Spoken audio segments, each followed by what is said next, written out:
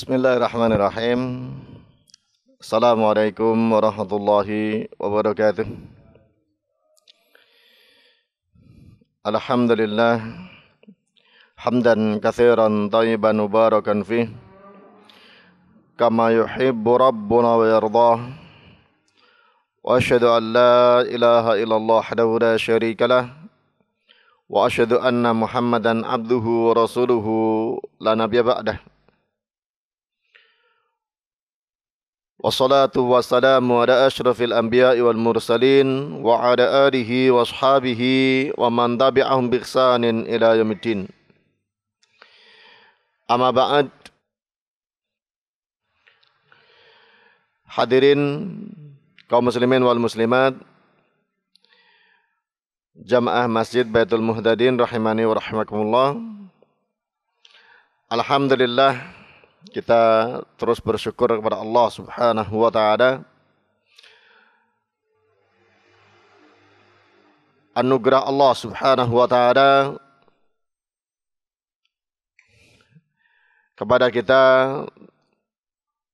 terus-menerus melimpah, baik yang kaitannya dengan urusan dunia kita ataupun yang kaitannya dengan akhirat kita. Semua ciptaan Allah Ta'ala diberi rizki, diberi nikmat, diberi fasilitas hidup. Namun yang lebih mulia lagi tak kala ciptaan Allah Ta'ala diberi nikmat yang menjadikan seluruh nikmat Allah Ta'ala betul-betul kenikmatan, yaitu berupa iman dan Islam. Maka kalau seorang telah mendapatkan anugerah iman dan Islam, maka apa yang Allah Ta'ala berikan lain-lainnya betul-betul menjadi kenikmatan. Termasuk yang ada pada kita, melekat pada kita, ya, baik yang kaitannya dengan badan kita, kesehatan kita, harta kita, keluarga kita.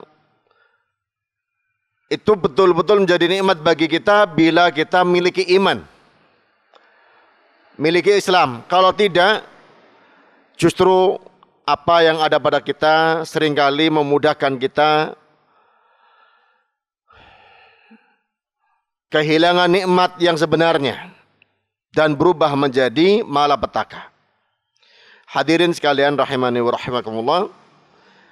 Dan begitu pula kita di hari-hari ini sudah hitungan berapa hari lagi masuk satu bulan yang merupakan nikmat dari Allah Subhanahu wa taala di antara sekian banyak nikmat Allah taala. Karena Allah Subhanahu wa taala memberikan banyak kesempatan kita untuk memanfaatkan waktu yang diunggulkan oleh Allah Subhanahu wa taala. Ada waktu-waktu yang memang itu merupakan suatu keutamaan yang besar. Misalnya pada tiap harinya ada waktu sholat berjamaah. Kalau orang memanfaatkannya dengan hadir ke masjid untuk sholat berjamaah, maka dia mendapatkan keutamaan yang besar dibandingkan yang tidak memanfaatkannya. Terdengar azan santai saja, tidak bergegas bersiap untuk mendatangi panggilan azan. Ya, dia menunaikan sholatnya tapi tidak berjamaah. Nah, ini suatu kebaikan yang Allah Ta'ala berikan pada tiap hari kita, sehari 5 kali. Kemudian pada tiap pekan ada suatu waktu yang diunggulkan oleh Allah Ta'ala untuk kita, hari Jumat.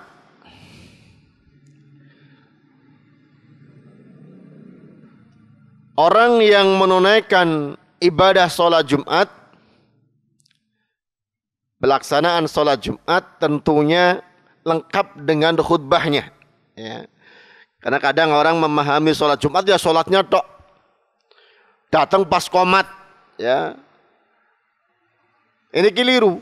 Karena asalnya sholat Jumat kalau di hari selain Jumat itu 4 rakaat, di hari Jumat menjadi 2 rakaat, tapi yang 2 lagi adalah khutbahnya. Ya. Maka orang yang menunaikan sholat Jumat tentunya diawali dengan khutbahnya mendapatkan keutamaan terhapusnya dosa 1 pekan. Ya. Kalau sholat berjamaah menghapuskan antar waktu di antara sholat-sholat jamaah tersebut, sedangkan sholat Jumat menghapuskan antar 1 Jumat dengan Jumat berikutnya. Nah, itu keutamaan tiap pekan. Kemudian tiap bulannya ada yang namanya Ayyamul Bid. Hari-hari di mana kalau malam harinya terang karena berada di tanggal 13, 14, 15 Hijriah. Ya, itu terang bulan. Siapa yang melakukan keutamaan berpuasa di 3 hari tersebut, maka seperti puasa 1 tahun. Ini keutamaan tiap bulan. Lalu kemudian ada satu keutamaan yang tiap tahun, ya, berputarnya tiap tahun, yaitu bulan Ramadan ini. Jadi Allah Ta'ala berikan kepada kita kenikmatan terkait dengan hari-hari yang atau waktu-waktu yang di situ diunggulkan, dilipat gandakan suatu kebaikan.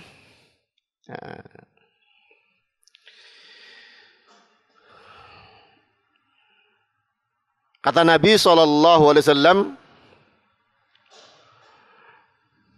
dalam berbagai hadisnya, di antaranya sabda Nabi SAW mengatakan, Inna hadha syahra hadarakum. Bulan ini mendatangi kalian. Wa fihi lailatun khairun min alfi syahr. Di bulan ini ada 1 malam yang lebih baik daripada 1000 bulan. Man hurimaha faqad hurimal khaira kullah. Siapa yang terhalang dari kebaikan malam tersebut, sungguh dia telah terhalang dari kebaikan seluruhnya. Wala yukhramu khairaha illa mahrum. Tidaklah terhalang darinya, tidaklah terhalang dari kebaikannya kecuali orang-orang yang betul-betul terhalang.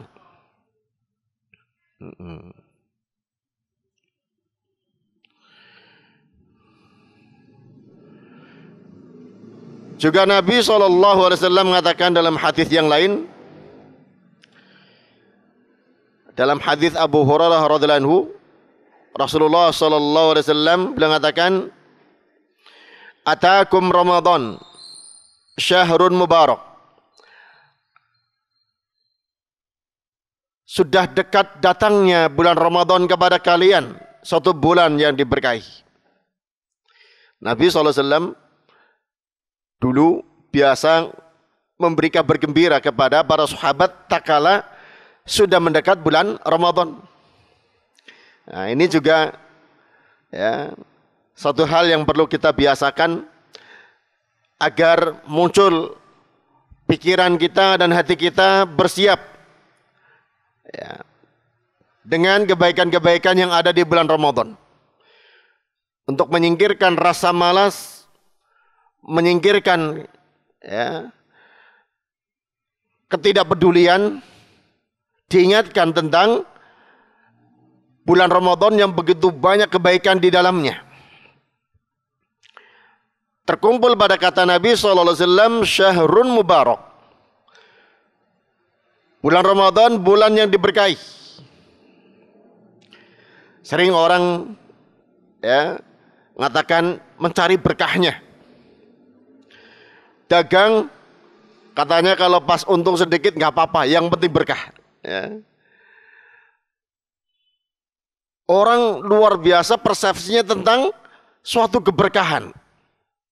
Ya. Berkahnya berbakti sama orang tua misalnya. Dia mau bersusah payah untuk berbuat baik kepada orang tua karena tahu keberkahannya. Ya. Nah, di sini Nabi SAW memberitahukan tentang suatu waktu full 1 bulan itu mubarak, diberkahi. Ya. Kita lihat orang yang mencari keberkahan kadang mau menyisihkan waktu, ya, mengorbankan harta, ya, mau berkorban untuk capek-capek, ziarah kubur misalnya, ya, karena difahamkan kalau ziarah kuburan wali ini, sunan ini, kiai ini berkahnya luar biasa, beda dengan kuburan yang di dekat rumah. Ya. Makanya mau iuran, mau rela libur dari pekerjaan, ya, libur dari dagang untuk ikut wisata ziarah kubur. Karena apa? Ingin dapat keberkahan. Padahal belum tentu dapat keberkahan. Padahal jelas-jelas justru Nabi SAW mengingatkan bukan itu tempat keberkahan. Ya. Nah, ini yang akan datang kepada kita yang Nabi SAW beritahukan kepada kita suatu waktu yang penuh dengan keberkahan. Yang harusnya kita sambut, kita songsong dengan, ya, bahagia, dengan senang hati.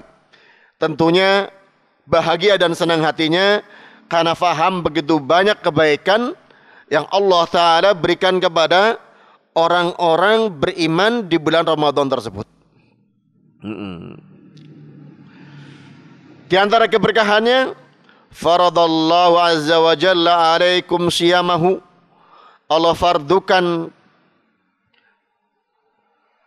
kepada kalian puasanya. Kemudian tuftahu fihi abwabus sama. Dibukakan pada bulan tersebut pintu-pintu langit. Dalam riwayat yang lain disebutkan pintu-pintu surga. Wa tughlaqu fihi abwabul jahim, dan ditutup pada bulan tersebut pintu-pintu neraka jahim.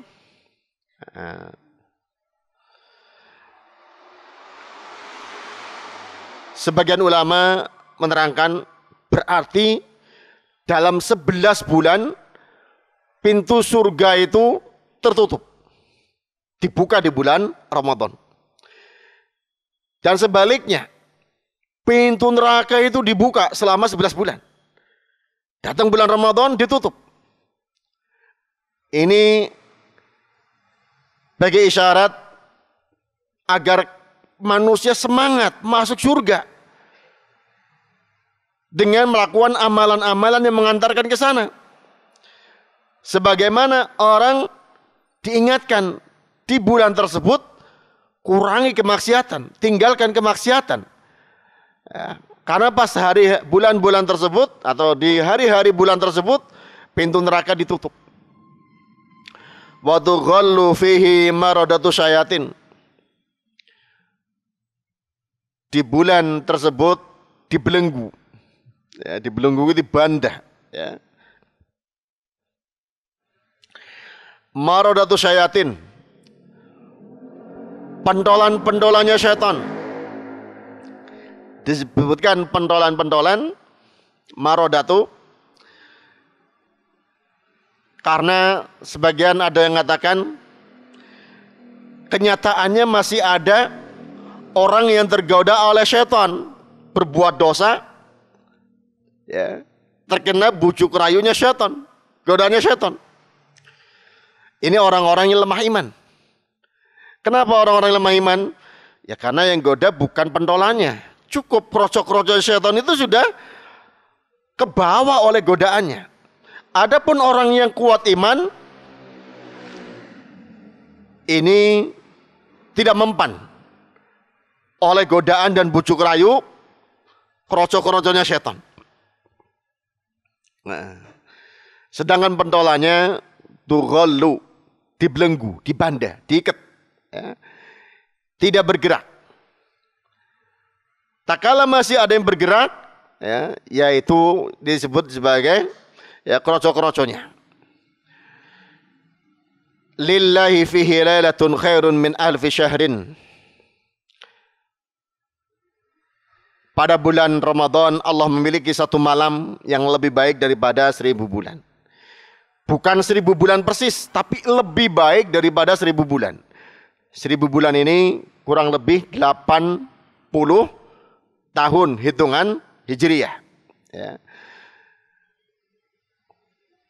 Rata-rata umur umat Nabi Muhammad SAW 63 tahun.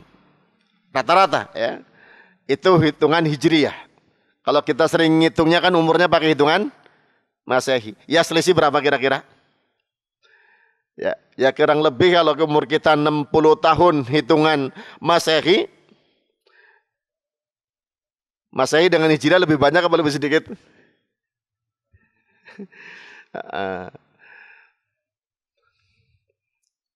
Jadi hitungan Hijriah itu lebih sedikit, ya. Masehinya lebih banyak. Nah, kalau sekarang kita punya umur, ya bisa dicek sebetulnya ya. Itu selisihnya berapa kira-kira? Ya. Nah, kalau umur 83 tahun yang Hijriahnya, ya, berarti ya kurang lebih mungkin 70-75 tahun hitungan Masehi. Nah, artinya apa?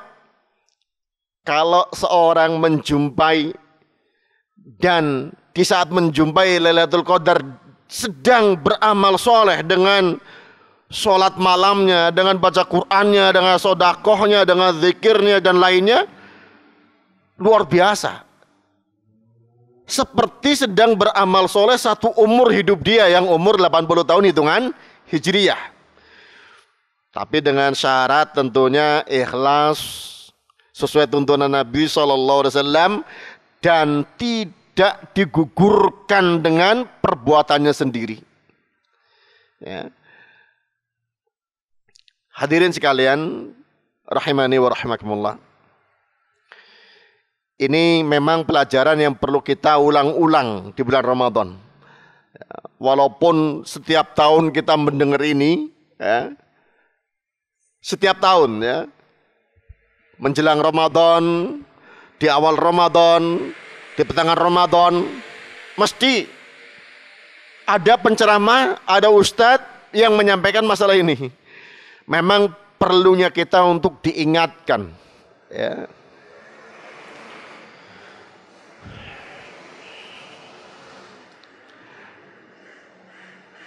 Wong sudah diingatkan saja kadang kita tumpul kepeduliannya, ya, kadang kita tetap malas, apalagi kalau tidak diingatkan, ya. Wong sudah diingatkan kadang kita lupa atau lalai, apalagi tidak diingatkan. Maka judul malam hari ini, ya,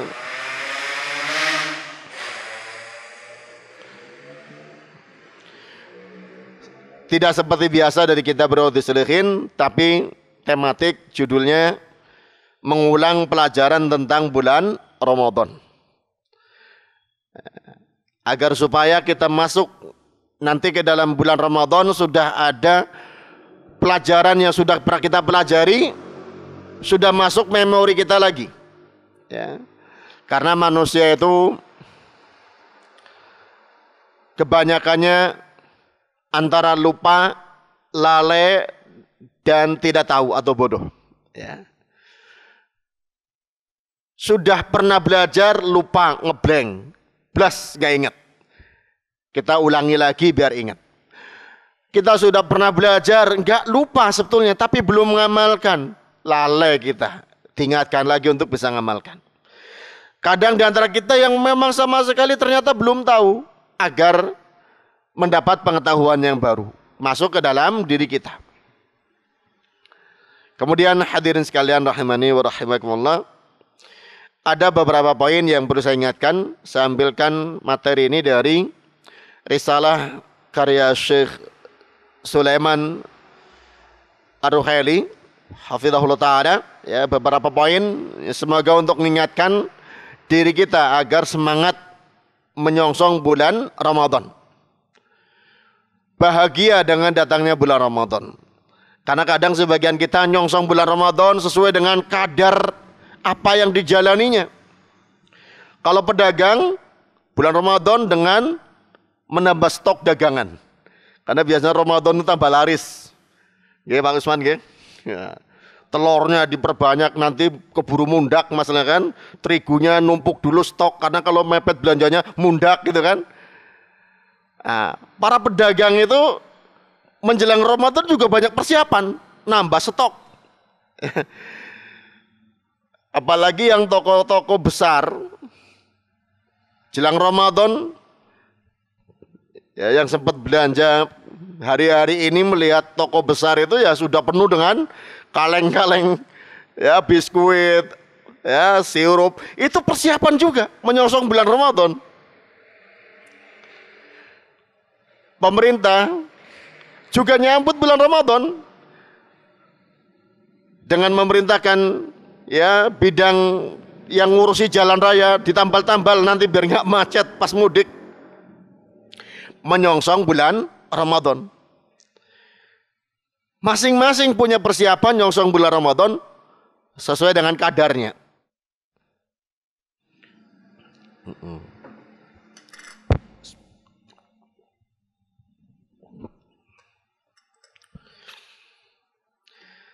Adapun kita yang dipanggil oleh Allah Ta'ala, ya ayyuhalladzina amanu kutiba alaikumusiyam. Wahai orang-orang yang beriman, kutiba alaikumusiyam, diwajibkan atas kalian berpuasa.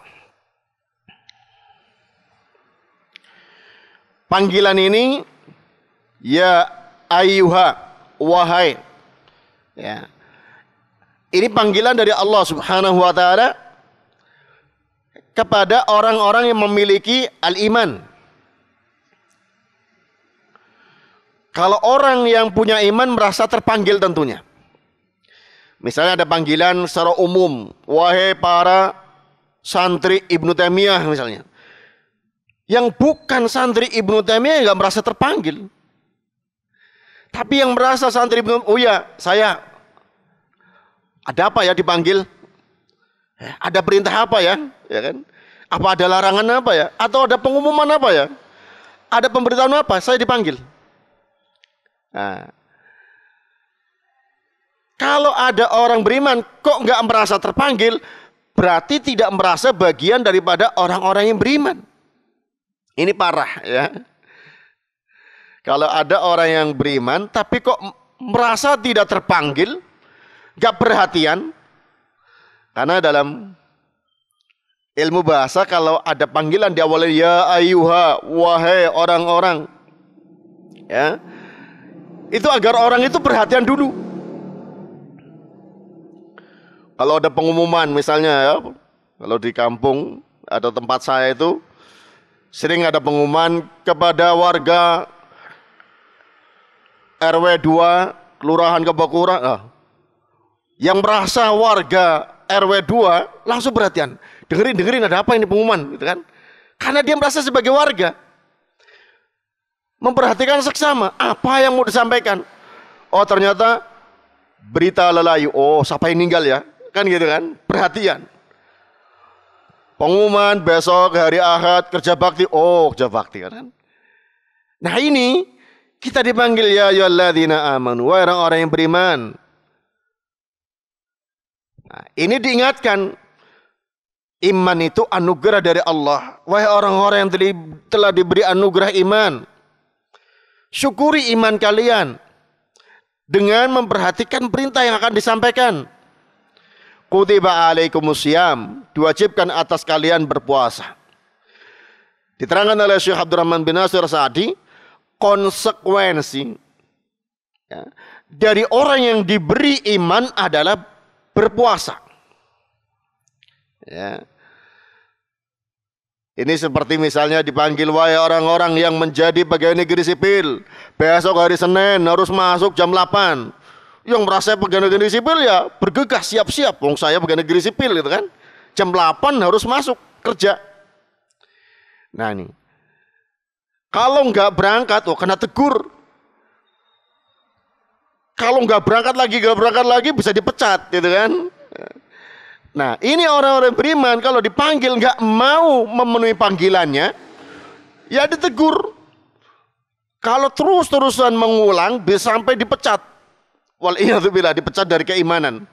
Diambil keimanannya, dilepas dari orang yang tidak mau memenuhi ya, perintah Allah Ta'ala yang telah disampaikan dalam undangan tersebut. Maka orang yang beriman harusnya perhatian tak kala dipanggil oleh Allah untuk mendapatkan perintah. Di sini dalam hal ini kutiba alaikumussyam, yang ternyata tujuannya la'allakum tattaqun, agar kalian menjadi orang yang bertakwa. Kemudian puasa ini ya sudah sering kita ketahui pengertiannya. Kadang kita merasa sebagai beban. Beban yang memberatkan. Beban yang menyusahkan. Padahal kalau mau kita pelajari, sesuatu yang menyenangkan pasti diawali dengan kesusahan. Makanya Nabi SAW menyebutkan bahwa surga itu khufat bil makarih, dikelilingi dengan hal-hal yang tidak disukai. Surga itu menyenangkan, tapi untuk masuk ke sana harus melalui hal-hal yang tidak disukai, termasuk puasa ini.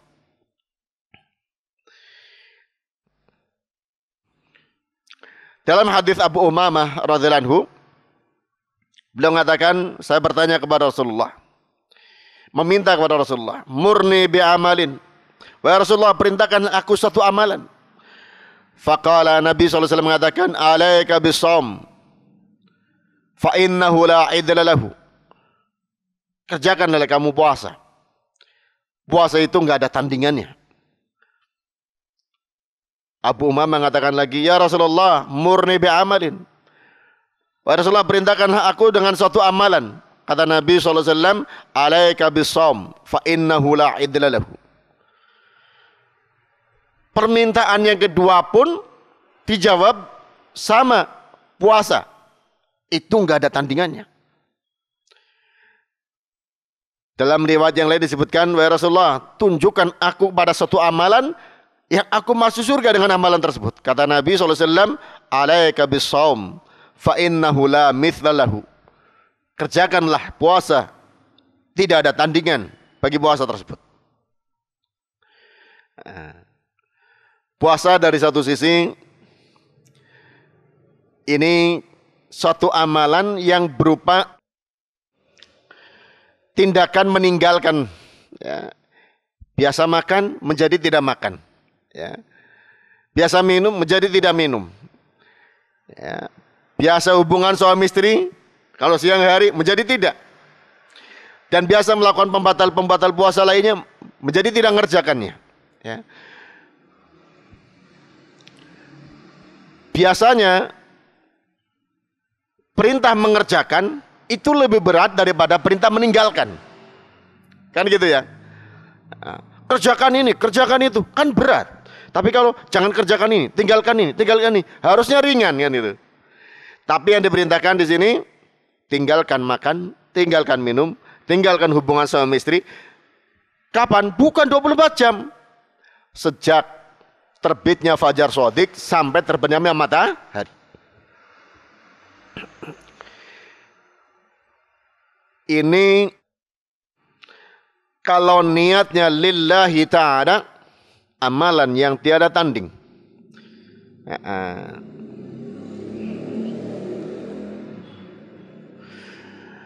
Dari sisi mana kok mendapatkan pahala begitu besar hingga disebutkan tanpa tanding? Karena seorang meninggalkan suatu yang sangat disukai karena Allah. Ya, ya suka makan, suka minum, apalagi tak kalah lapar, tak kalah haus. Dia nggak makan, nggak minum karena Allah. Itulah yang namanya ya ketulusan, keikhlasan. Meninggalkan sesuatu karena Allah Subhanahu wa Ta'ala. Ya. Ini yang perlu ditanamkan pada diri kita, keluarga kita, anak-anak kita, ya, bahwa puasa itu lillah, karena Allah, bukan karena orang tua, bukan karena mertua, bukan karena orang, tapi karena lillah. Inilah suatu yang ditinggalkan karena Allah, pahalanya tiada tanding. Innama yuwaffas sabiruna ajruhum bighairi hisab. Pahala orang yang bersabar tanpa hitungan. Orang puasa intinya adalah pada kesabaran. Maka pahalanya tanpa hitungan. Hanya Allah Ta'ala yang mengetahui berapa balasannya. Kemudian yang kedua, kalau tadi puasa tanpa tanding pahalanya, tanpa ada yang menyainginya. Yang kedua, bahwa puasa itu merupakan tanda kabar gembira bagi orang yang diakhiri hidupnya dengan puasa ini. Rasulullah sallallahu alaihi wasallam pernah mengatakan, "Man shoma yawman ibtigha'a wajhillahi khutima lahu bihi dakhalal jannah." Barang siapa puasa yauman, satu hari, dalam rangka mencari wajah Allah Ta'ala, yang ia ditutup hidupnya dengan puasa satu hari tersebut, dakhalal jannah, ia akan masuk ke dalam surga. Tapi catatannya ibtigha'a wajhillah, mencari wajah Allah Ta'ala. Mungkin ada yang bertanya, kok bukan mencari ridho Allah? Penyebutannya mencari wajah Allah Ta'ala. Ini yang perlu kita fahamkan, bahwa salah satu prinsip yang diajarkan oleh Rasulullah SAW, bahwa Allah Ta'ala memiliki wajah yang hanya akan bisa dilihat oleh orang yang dalam surga. Dan ini keyakinan Ahlussunnah wal Jamaah. Maka orang yang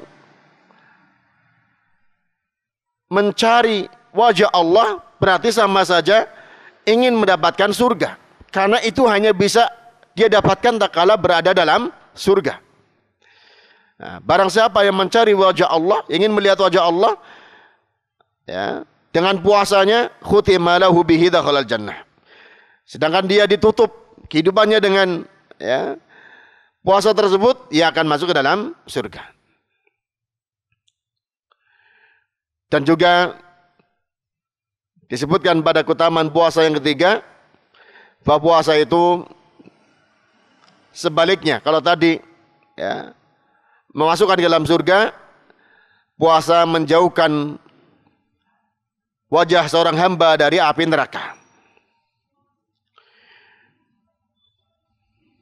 Nabi SAW mengatakan, "Ma min abdin yasumu yawman fi sabilillahi ta'ala illa ba'adallahu bidzalikal yawmi wajhahu 'anil nari sab'ina kharifa." Tidaklah ada seorang hamba yang berpuasa satu hari di jalan Allah Ta'ala, melainkan Allah Ta'ala jauhkan dengan puasa satu hari tersebut wajah dia dari api neraka 70 musim. Kharif ini satu musim, ya. Dijauhkan dari api neraka 70 musim. Sangat jauh dengan puasanya. Itu satu hari. Bagaimana kalau satu bulan? 29 hari atau 30 hari di bulan Ramadan. Hadirin sekalian rahimani wa rahimakumullah. Ini tentunya sebagian kecil dari keutamaan puasa bulan Ramadan, dan belum lagi tentang keutamaan lainnya di bulan Ramadan. Yang semoga dengan ini mengingatkan kita kembali ya, agar kita semangat menyongsong bulan Ramadan karena nilai-nilai kebaikan yang sangat tinggi yang Allah Ta'ala anugerahkan kepada orang mukmin. Dan semoga kita sebagai orang yang sudah mengikrarkan diri sebagai seorang mukmin terpanggil ya, untuk menyambut perintah Allah Subhanahu wa taala di bulan Ramadan ini. Ya. Dan semoga Allah Ta'ala kuatkan iman kita, kuatkan hati kita untuk istiqomah menyongsong bulan Ramadan dengan ilmu yang membuat kebahagiaan kita di dunia dan di akhirat kelak. Insyaallah yang bisa kita sampaikan pada kesempatan malam hari ini semoga bermanfaat. Subhanakallahumma wa bihamdik asyhadu an la ilaha illa anta astaghfiruka wa atubu ilaik. Assalamualaikum warahmatullahi wabarakatuh.